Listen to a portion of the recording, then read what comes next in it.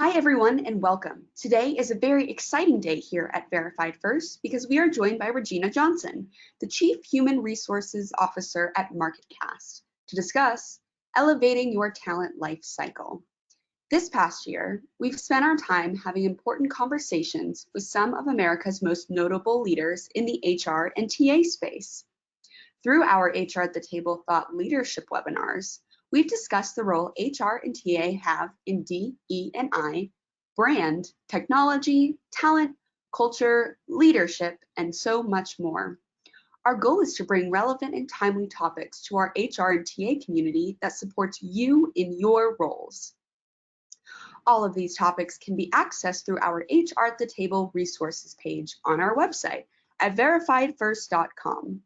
With each webinar you watch, you can earn 1 SHRM and 1 HRCI credit. You also have the option to receive credit for attending today's webinar too. If these discussions are important to you, be sure to check out our HR at the Table calendar to keep up to date on topics we're talking about. We've also worked hard to bring you a comprehensive deep dive of all the topics we've discussed through this series. So if you'd like to gather more insight, be sure to check out our blog page, also at verifiedfirst.com. Now, before we dive into today's discussions, I'd like to discuss some housekeeping items. As I mentioned, this webinar is available for 1 SHRM and 1 HRCI credit. For our live attendees looking to receive credit, be sure to stick around for our post-webinar survey. If you're listening to this on demand, check your email for instructions on how to redeem your credit. Don't worry, this webinar is being recorded so that you can use it as a resource, pass it along to your coworkers, or watch it whenever you'd like. We'd love for you to utilize the chat function during this event to send in any questions that you have for our speakers. To prepare, let's practice now. In the chat feature, let us know where you're tuning in from and what the weather is like in your neck of the woods. Verified First is located in Boise, Idaho, and right now it's a toasty 80 degrees. I see someone from California, welcome. Michigan, sunny and 90. Wow, that is very hot for the Midwest. Another Michigan, hello. And Rhode Island, wow. Holland, Michigan, wow, everyone from Michigan is here.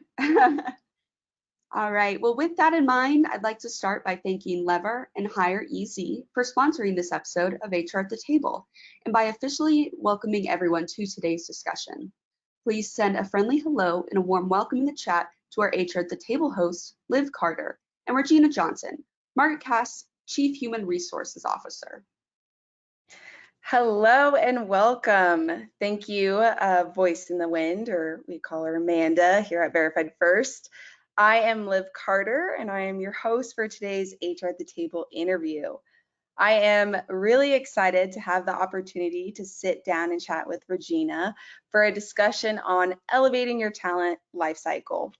We will be discussing some of the challenges in today's talent market, along with tips to vitalize and build a more sustainable talent acquisition strategy and lifecycle. As I said, we are joined by the lovely Regina Johnson, Chief Human Resources Officer at Marketcast. Regina, how are you doing today? Doing very well, Liv. Thank you so much for having me. Yeah, great. It's so great to have you. For those of you that don't know, or maybe you're tuning in to HR at the Table for the first time today, we had Regina on season 1 of HR at the Table. We discussed aligning HR and talent acquisition on DE&I, which was just a phenomenal discussion and interview. So if you haven't seen that, highly recommend you visiting our HR at the Table website, where we host all of our recordings at verifiedfirst.com/HR at the Table. Now, Regina, I'm so excited, and I'm sure our audience is too, to kind of kick off today's conversation and interview. But before we get started, I'd love for you to just share a bit about yourself and what you do at Marketcast. Absolutely. And so, hello, everyone. Welcome. I am the Chief Human Resources Officer here at Marketcast. Marketcast is a global organization that focuses in on all things fandom. So if there are things that you care about in this world or really get excited or energized about, we have most likely done research on it and provided insights to it that enable you to be most delighted. So I oversee all of the human resources capabilities here, the human resources strategy, our diversity, equity, and inclusion, and environmental and social governance strategies at the company here at Marketcast. I'm based here in Los Angeles and have been with the organization a little over 18 months. That's awesome. Thank you so much for the introduction, Regina. Shall we get started? Let's get started. Let's dig in. Awesome. So we're going to kick off today's discussion about elevating your talent life cycle by starting to talk about today's top challenges. Regina, we've had multiple conversations about this, so I'm really excited to kind of engage our audience here and see what questions and thoughts they have as well. In your opinion, Sherm mentioned 2 years ago that 61% of recruiters are more stressed than ever. Part of that was COVID. Now we're seeing this talent market that we've never seen before.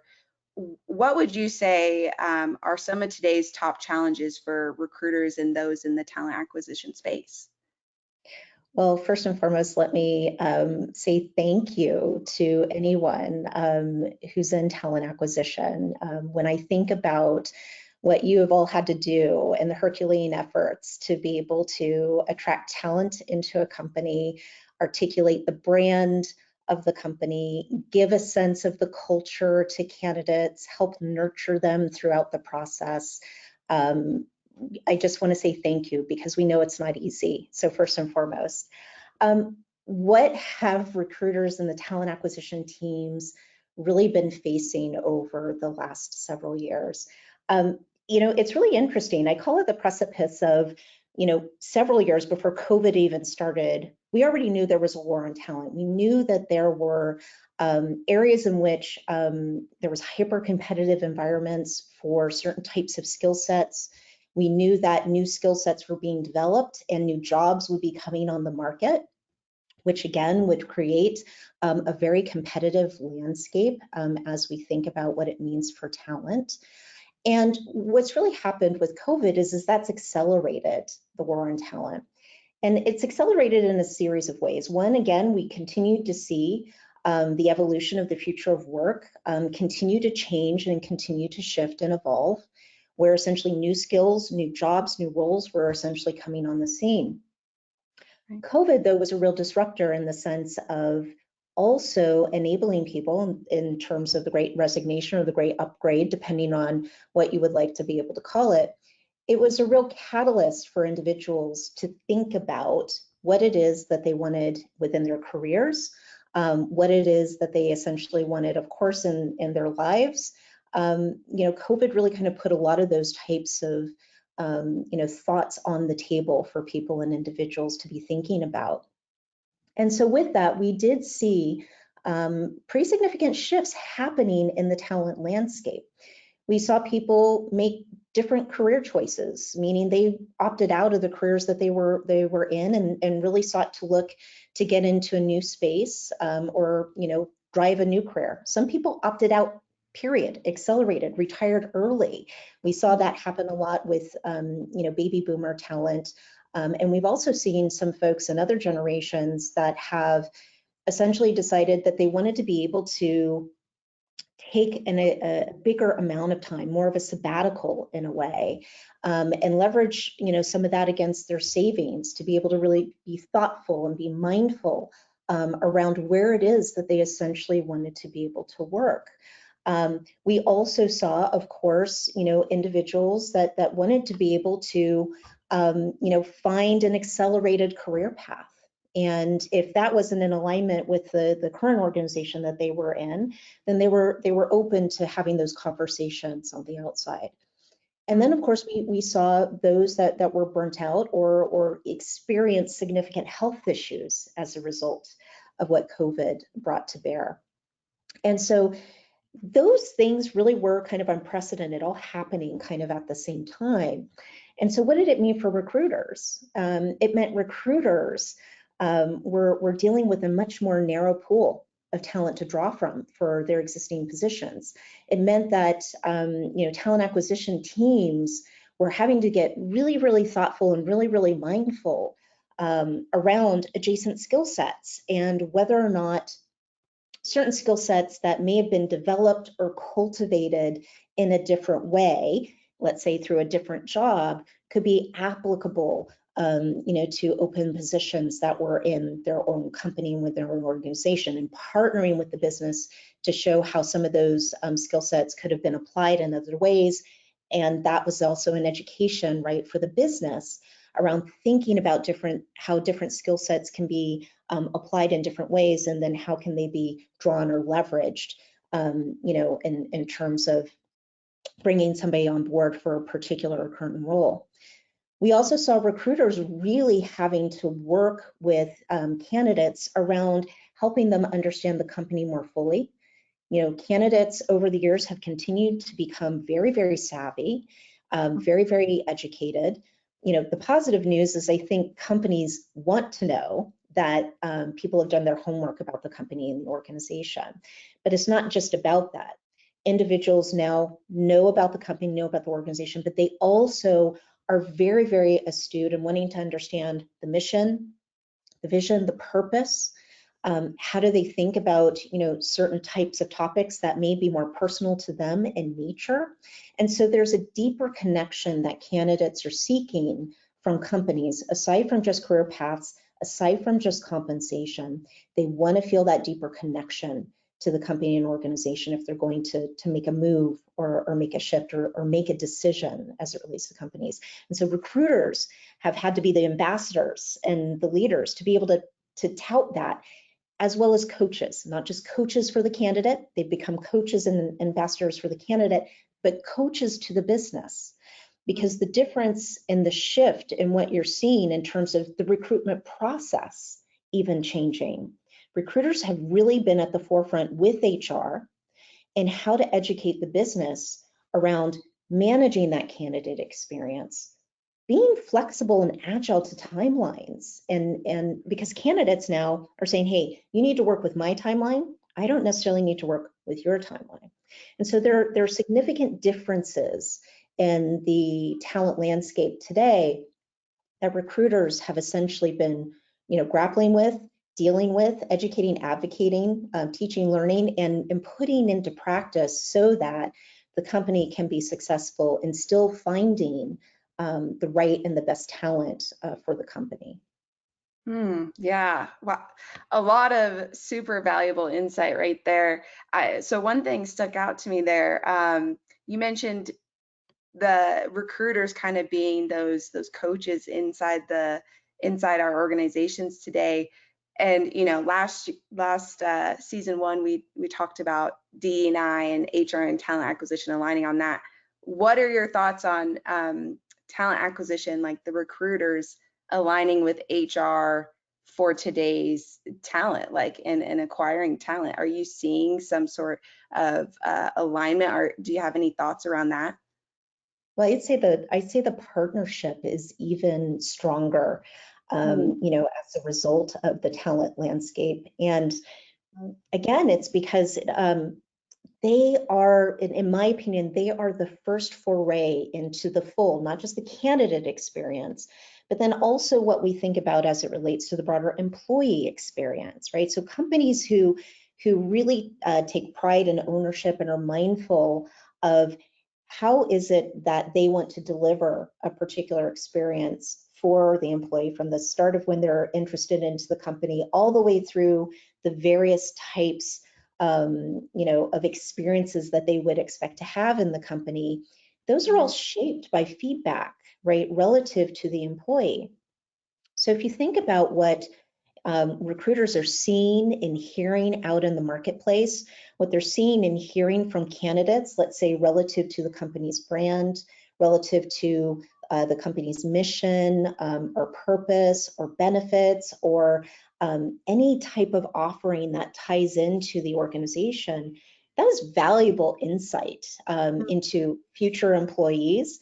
Potentially also if that's a candidate, let's say, that doesn't, make it in, but let's say they go to another organization, potential competition, you really start to have a better sense of how people are receiving the company and the organization holistically. So that partnership that talent acquisition has with human resources, with the business, is really critical. It's critical in how you refine the employment value proposition, in terms of how you think through any efforts relative to diversity, equity, and inclusion strategies, because you're hearing those directly from really those end consumers. And so those data points really shape and inform, or should be shaping and informing, the types of investments that a company is looking to make, or shifts or pivots that companies are looking to make that align with their mission and the culture that they're looking to create within the organization. Right, right. Yeah, and that partnership probably, powers the agility and intentionality when it comes to a recruiter's, talent acquisition strategy and making it as successful as possible throughout the life cycle. So, Regina, you mentioned some of the effects that candidate demands are having on recruiters. What are some, are you experiencing any significant changes, or has the environment changed for recruiters? We've talked about burnout before with recruiters. How is the candidate demand and kind of that competition amongst organizations and companies impacting recruiters today? I think there's a lot of things happening right now in the competitive environment, and there's some new things that we're seeing take place that I would say are a little bit non-traditional. A perfect example is, we're starting to see, as the pool gets really narrow for certain talent, some companies may actually look to offer incentives for an individual to exit from their current company sooner than later. We actually experienced that at our own company a couple of times, where a departing employee was giving less than 2 weeks notice because they were incentivized to do so at the new company that they were essentially going to. So to me, that's something new that we haven't necessarily seen kind of pop up. And as you can imagine, that obviously puts pressure on the business, but also puts pressure then on talent acquisition as we think about what it means to have a healthy pipeline. So some of the norms that I would like to call it, right, when we think about the life cycle on how do we essentially have a recruiting strategy that's proactive to support the business needs, compared to those that come up in the reactive environment, and how do recruiters then have to balance between the two. And what I'm finding, what I'm seeing, and what I hear also very much from my colleagues is, many organizations are feeling like they're spending more time in reactive types of activities than where they were on the proactive side, because the landscape is fast, quick, agile, and sometimes they miss out on candidates quickly. So it is impacting their ability to be able to place talent the way that they would normally expect to do in what we would consider a more normal type of environment. And so this means recruiters are extending their hours, mainly because they're having to get really creative and diversify their sourcing methodologies and techniques. They're engaging with broader partnerships to be able to have a broader array of access to talent. They are spending more candidate time with the candidates, again, because they're making those investments to be able to build those relationships even deeper, in order to ensure that, again, people have a sense around the company and the organization, and they have that ability to be able to create those connections, those needed connections, so that those candidates, can really feel good, not only about the company, but the environment and the culture. So what we're finding with talent acquisition in particular is, similar to what a lot of people are experiencing, their hours feel like they're constantly on, because they're meeting the candidate where they're at, versus having a bit of that flexibility of candidate and the company. And so Right. that's where we see the acceleration on burnout start to take place, because again, the giving of themselves towards the candidate in order to achieve, bringing those folks into the company. We see that burnout happening at a faster rate and a faster clip, as a result of it. Yeah. So again, just to our audience, if you're, in recruiting, talent acquisition, like, thank you for what you do, and we hope that you're taking care of yourself as well, despite the talent market at the moment. So we do have a question before we kind of change gears here. Damien says, do you feel or have you seen that candidates are leaning more towards staffing agencies to locate jobs? And have you seen stronger incentives from staffing agencies to pull those candidates and kind of steer them away from, direct applications? Any thoughts on that? So, what I would say in terms of agency, I would say what we're seeing with certain talent that is trying to think about maybe making whether a slight or a full career pivot, that agency work becomes really, really helpful for them to be able to, get to know a company, get to know an organization, and feel good about being able to do a little bit of that work, kind of in a try before you buy, and gives them that space to take a little more time. For people who want to stay within the track, we haven't necessarily seen as much of the agency engagement.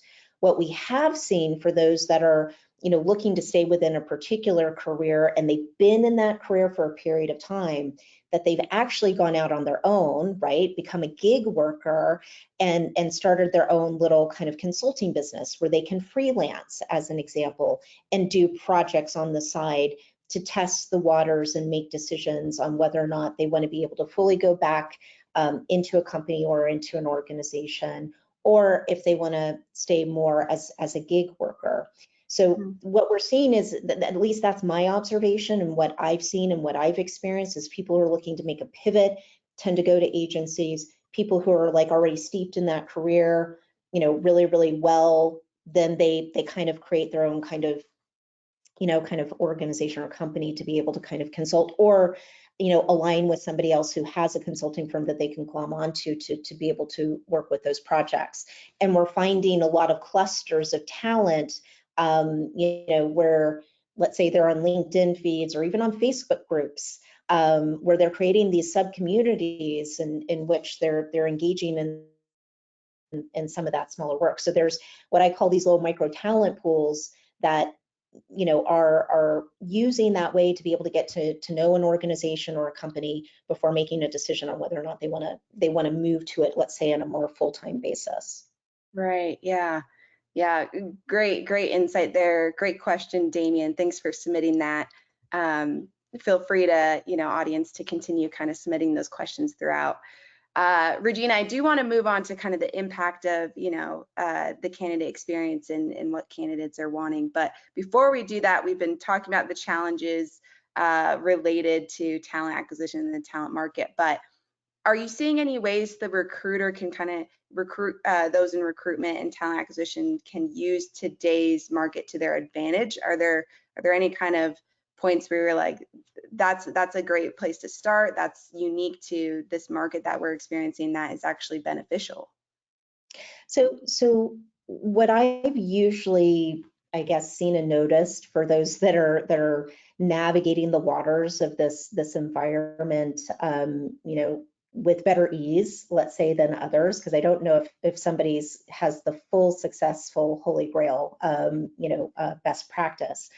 But what I have noticed is that, talent acquisition teams that ensure that they're really focusing in on kind of where the company is, the culture, and then defining that really succinctly for the candidates, and not trying to kind of be everything to everyone, right? The idea is that the the focus is in on the company's mission and vision, that they're bringing that to life through the conversations they have with leaders, through what it is that they share about the company, whether it's thought leadership, whether it's additional insights or information that the company publishes, or anything that can tie to that.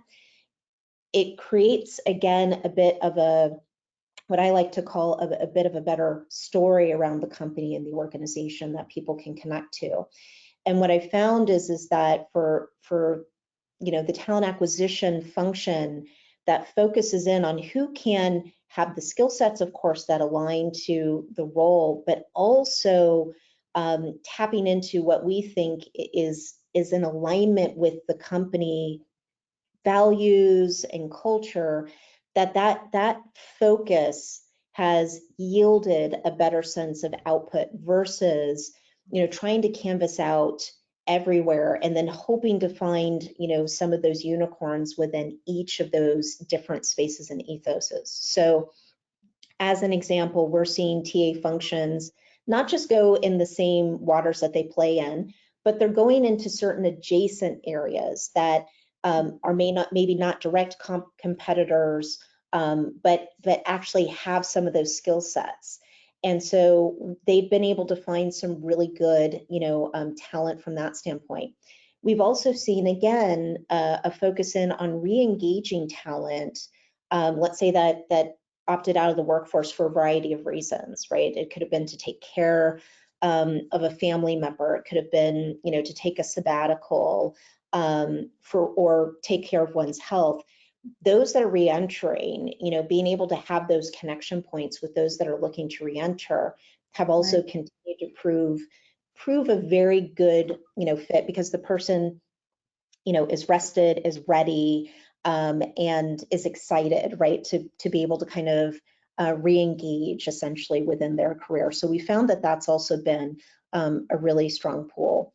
And then I also think the other piece, and again, this is more from a diversity, equity, and inclusion perspective, it's continuing to have conversations with what we call the non-traditional profiles of individuals. But again, skill sets that we know have been built in other areas and they can just be applied here. We found that recruiters who look at some of those areas have had really good success stories, as well as bringing over broader, good, diverse talent into a company as a result. Yeah, that's great insight. And I think that transitions us perfectly to, talking about the candidate experience and some of their expectations. We actually have a couple questions on, are you seeing a surge of requests in salary? Are all candidates requiring remote work or requesting that, things like that? What are some of the things that candidates in your eyes are expecting during the recruitment process, and how does that kind of impact the talent acquisition process that many of us have today? So to answer the two questions on, are we seeing a request for remote work? Yes. Are we seeing requests for, or lots of negotiations or conversations around compensation and total rewards? Yes, absolutely. Every company, regardless of industry, are seeing those things. The reason being is again, candidates are now savvy consumers. And that's not a bad thing, by the way. I still want to make sure people understand that's actually a good thing. You want somebody who does their homework, who wants to be able to look into a company and an organization, and not just, of course, talk about the value that they can bring to the table, but then they also feel really, really good, right, about the homework they did and feel good about the company, so that there's a really good match at the end of the day, right? That you do those things, you don't see the fallout on the back end, right? When people are doing their homework and they understand the company and the organization, you tend not to see as many retention risks as a result of that. So these, in my opinion, those are actually not bad things. So what it does mean, though, right, when you think about how do you have conversations around what the company, policy or practices relative to remote work.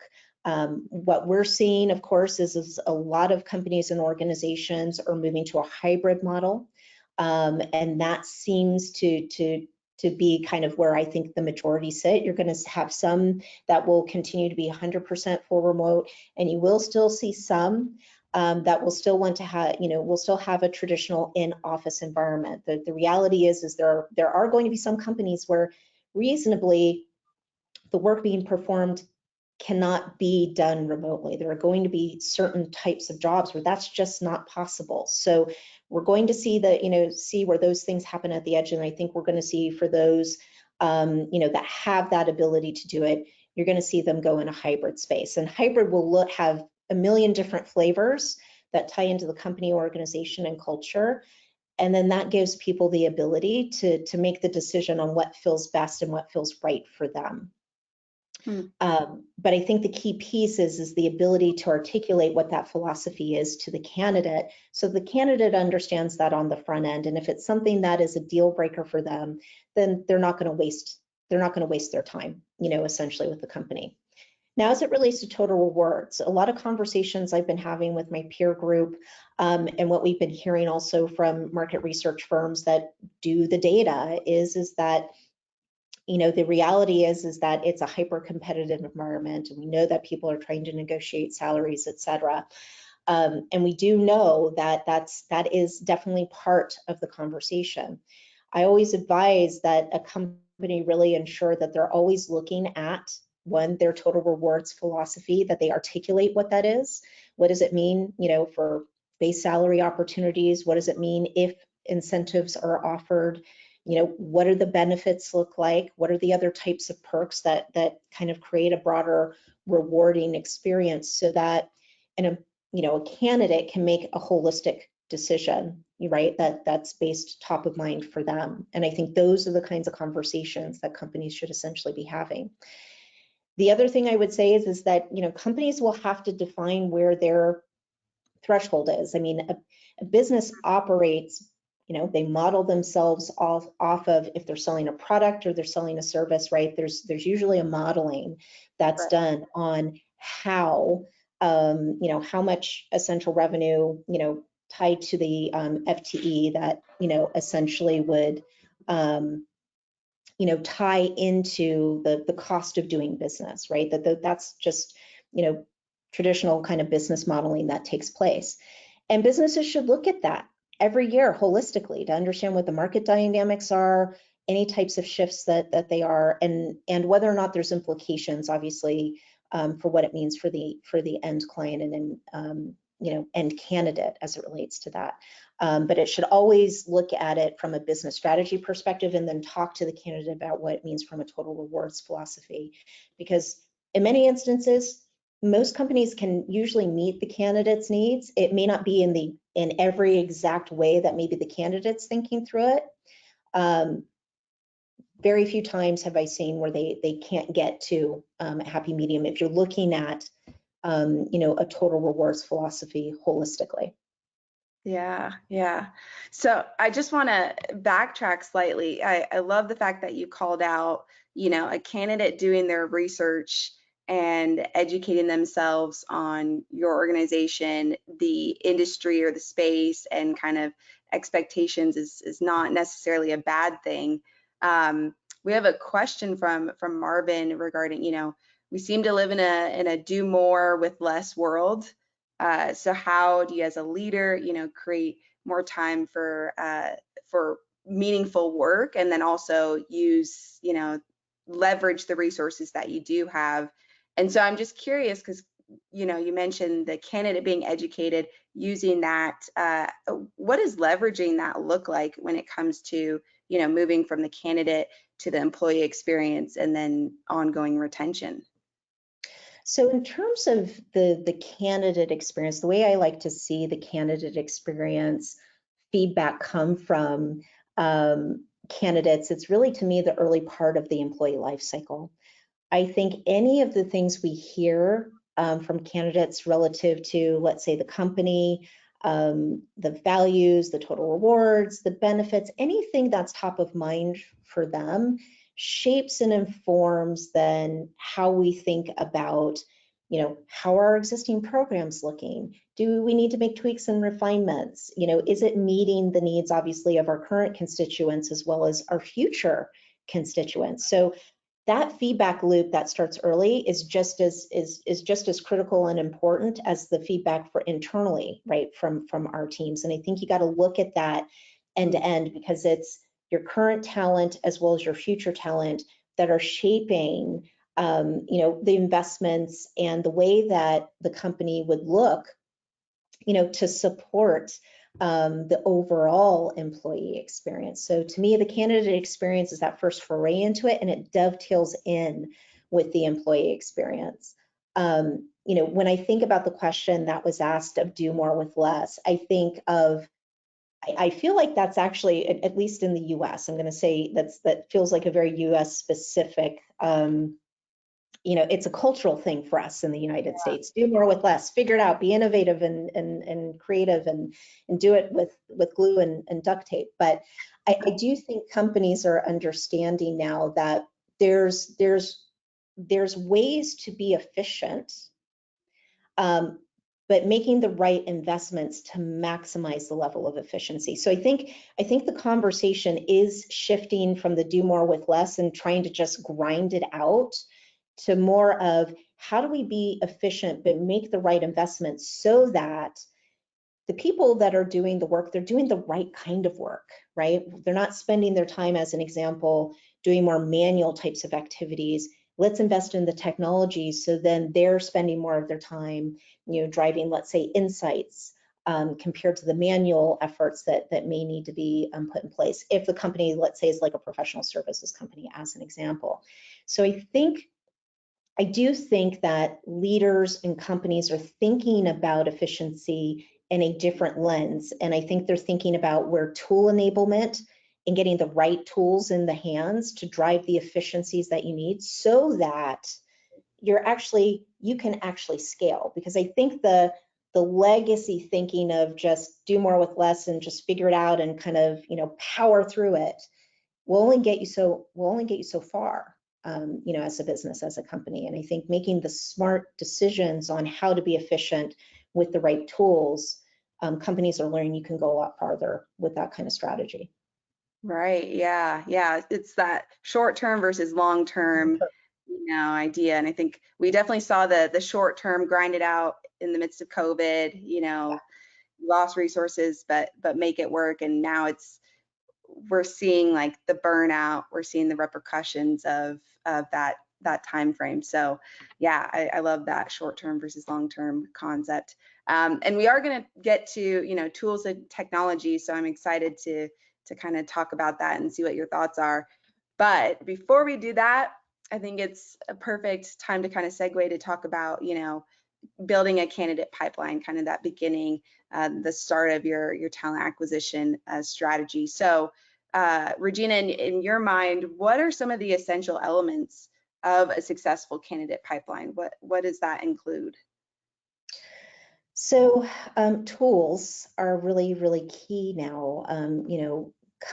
Most companies now have a global element to them. So when we think about the talent landscape, it is vast, it is geographically dispersed, it is all over the map.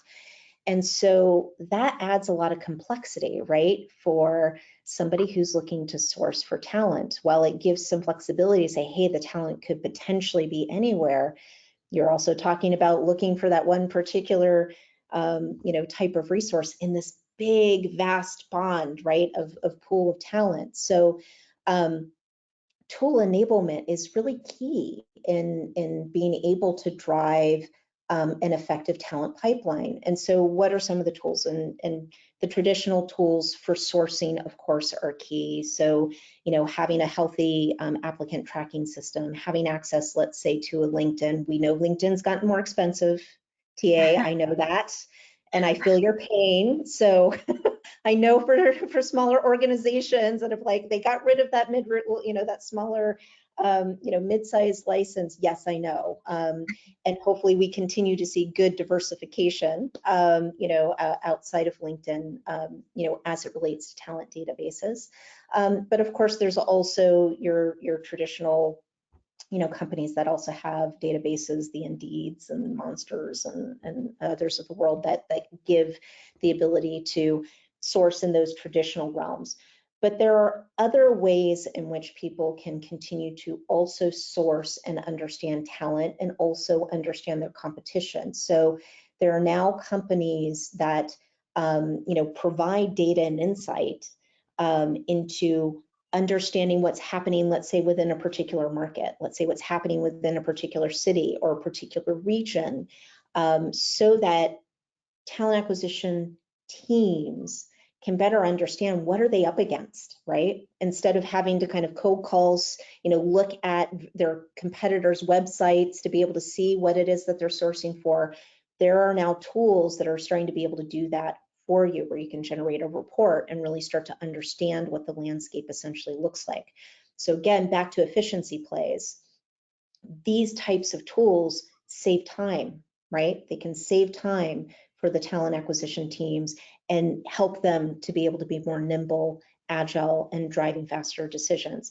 Now, our TA teams still will be driving the relationship outreach and building that proactive pipeline on their own, and that never essentially goes away. But that tool enablement on those connectivity pieces on who they should be speaking to are just as key and critical. Yeah, and so we've talked about technology before and the tools in it. It's not the end all be all. You still have to have that personal relationship and engagement with candidates and your employees. And I do kind of want to launch our poll question now that we're talking about technology. So for those that maybe it's your first time at HR at the Table, we are pulling some research for our annual talent acquisition technology guide. And essentially we're asking, what areas of technology are you looking to replace or adopt within the next 3 months? And Regina, I'm just curious, as kind of responses are coming in, are there, you mentioned, the ATS, are there other technology platforms that maybe our audience should reconsider specifically for their talent acquisition strategy to kind of build up efficiency? So a couple of things to that. Our organization, we're looking at our technology soup to nuts. So we're looking at our HRMS integrated strategy. So that includes our ATS. We already have a new CRM that will plug into that. But it also includes our HRIS, a learning management system. And here's why those types of things, along with the new HRIS, are critical. When we think about TA teams, it's about having the right talent, whether that's internal talent or external talent. So imagine, as an example, if you have a really good HR system that is able to have, a really good depth analysis of skill set inventory among your employees at the company, you may also be able to find some very strong internal talent for some of the critical openings and be able to kind of backfill then, as a result. This is about driving mobility, not just from the outside, but also from the inside. So, a strong ATS, strong other analytic tools to understand the talent landscape. But I would also argue what's critical is having an internal system where you understand how your talent is doing, growing, and developing, because again, those could be very easy, mobility conversations for somebody to be able to elevate into a role. So those things are just as critical on the in-sourced talent piece as well as on the external side as well.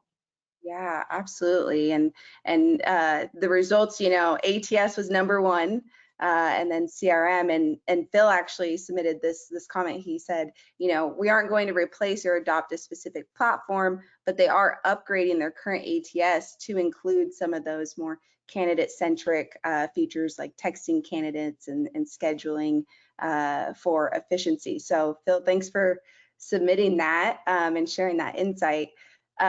Regina, you mentioned using technology for internal mobility. Are there other ways besides technology that recruiters and HR professionals can develop an internal candidate pipeline?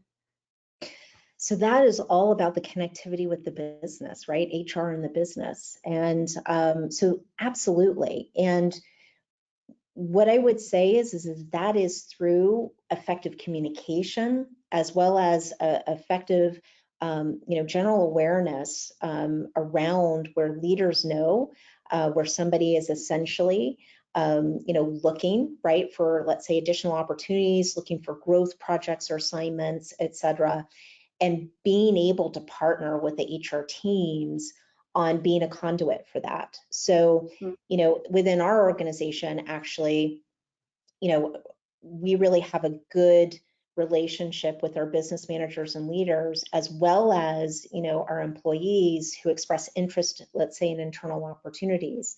And it's not just about them applying internally, but them also reaching out and talking about that with their manager, but also talking with HR about it, so that there's really good facilitated conversation on, hey, is it just informational for right now, and the person wants to start to explore, let's say, a different area of the business?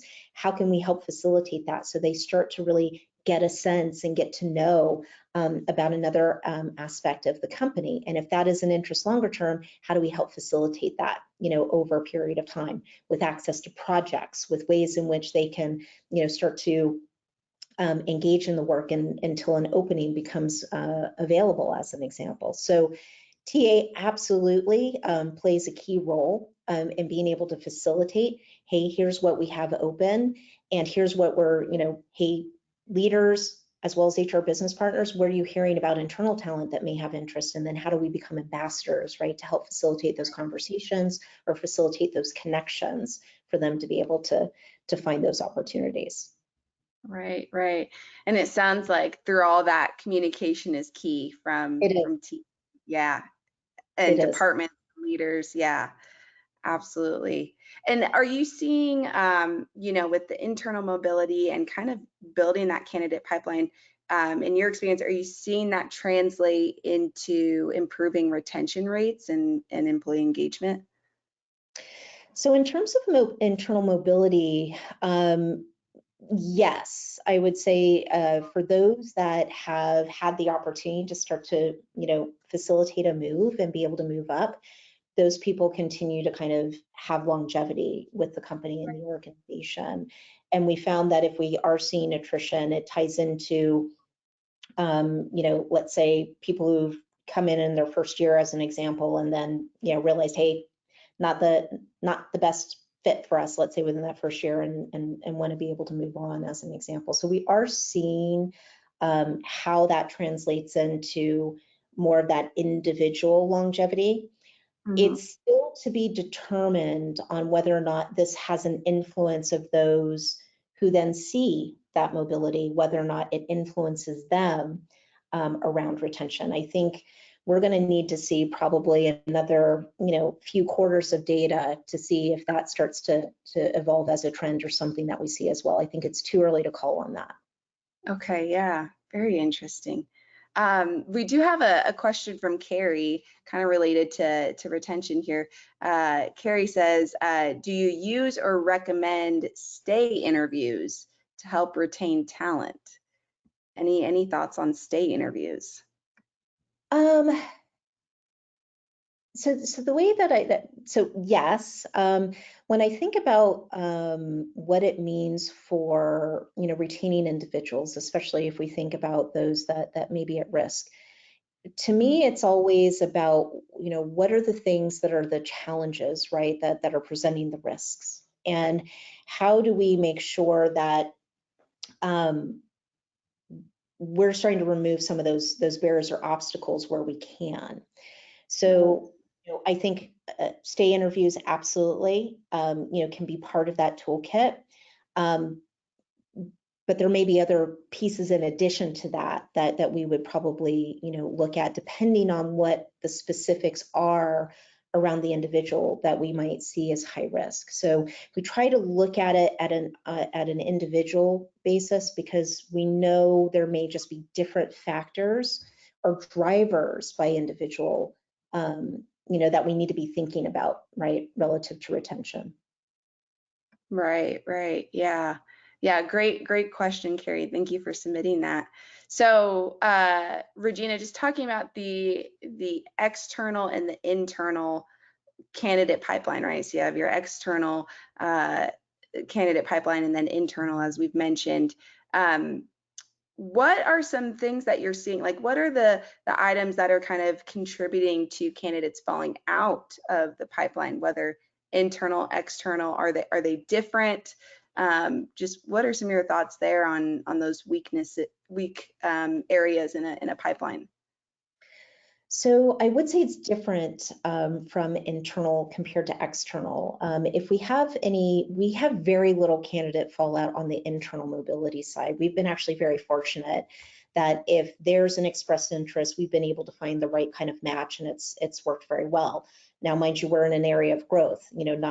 Not every company is going to be in a growth mode, and so those, I would imagine, on the internal side, if you don't have as much growth happening, then you might see fallout take place on the internal side relative to timing, meaning, hey, I as an internal candidate was really hoping, right, to be able to, move into a different role, let's say, within the next several months. And unfortunately, there's not a role to be able to move into. So therefore, now I'm going to look outside because I don't see one internally, as an example. But, we've been in a space of growth, so we've been fortunate, again, to be able to meet a lot of those demands.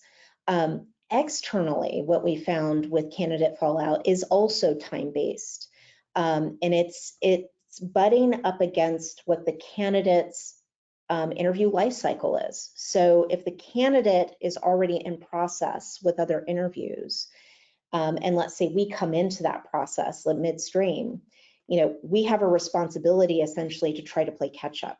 Because again, the candidate is really kind of defining the timeline compared to it maybe in the past being a little more of a kind of collaborative partnership, right? Where the candidate would have looked to maybe give the company a little more time and latitude so that they can make the decisions. And again, some of that is being driven by competitive practices, and some of it's just being driven by what the candidate's preference essentially is. So when we've seen fallout take place, it's usually been on timing. Timing's one of our number one, areas on whether or not we can meet the timeline that they have in place. And if the answer is no, then obviously they're probably going to take the other offer. That's essentially on the table. If I thought about a number two kind of fallout relative to candidates, what we're essentially, also seeing is, how does this, essentially show up if I want to have, as an example, let's say a fully remote opportunity and the position's hybrid, but I want fully remote. That's been another example where we've seen, let's say, some fallout take place. Right. Yeah. Very interesting points there. And actually, we have a great question. I'm very curious on this.